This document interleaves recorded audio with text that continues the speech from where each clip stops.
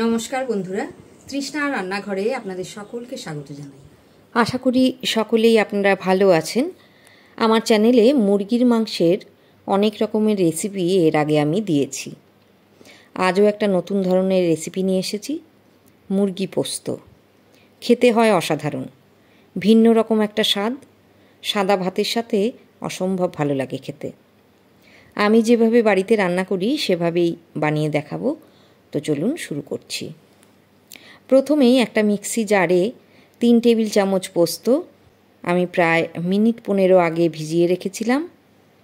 এবারে এর মধ্যে দিলাম কাঁচা পাকা 4টে লঙ্কা, 1 ইঞ্চি টুকরো আদা, আর দিয়ে দিলাম 12 থেকে 15 কোয়া রসুন।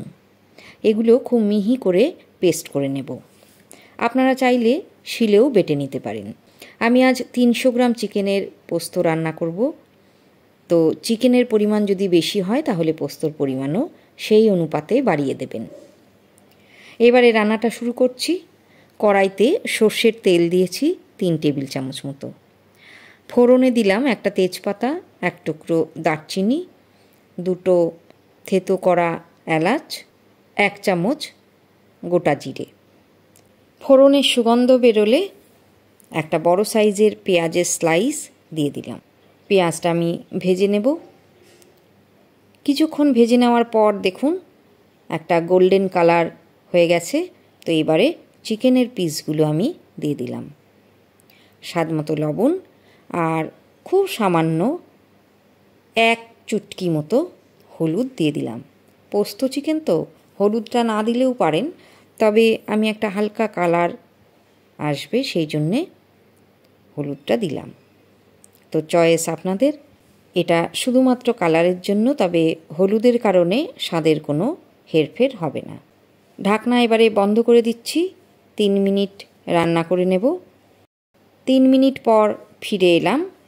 এবারে একটা ছোট সাইজের টমেটোর টুকরো দিলাম, 3টে গোটা কাঁচা লঙ্কা দিয়ে দিচ্ছি। এখন 5 মিনিটের জন্য ঢাকনা বন্ধ করে দেব। টমেটো গলে যাওয়া পর্যন্ত রান্না করে নেব। মিনিট 5 পর ফিরে এলাম।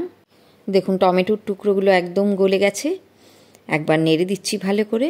এবারে মিক্সিতে পেস্ট করে নেওয়া পোস্ত বাটাটা দিয়ে দিলাম। পোস্ত বাটা দেওয়ার পর একটু কষিয়ে নিতে হবে। পোস্তর সঙ্গে কাঁচা রসুনটাও যেহেতু আছে, একটু ভালো করে কষিয়ে নেওয়ার পর আঁচটা লো টু মিডিয়াম করে দিতে হবে। এবারে ঢাকনা বন্ধ করে দিচ্ছি। রান্না হবে 8 থেকে 10 মিনিট। নির্দিষ্ট সময় পর ফিরে আসছি। এর মধ্যে আমি 2বার নেড়ে দিয়েছিলাম যাতে তলা না ধরে যায়। এবার দেখুন সাইড থেকে তেল ছেড়ে আসছে। তো মিক্সির বাটিটা ধুয়ে আমি 1 কাপ মতো জল দিয়ে দিলাম। ঢাকনা বন্ধ করে আবারও 8 থেকে 10 মিনিট রান্না করব লো টু মিডিয়াম ফ্লেমে। 10 মিনিট পর দেখুন চিকেন খুব ভালোভাবে এবারে সেদ্ধ হয়ে গেছে, গ্রেভিটাও ঘন হয়ে গেছে। ঠান্ডা হওয়ার পর কিন্তু এই গ্রেভিটা আরও একটু ঘন হয়ে যাবে।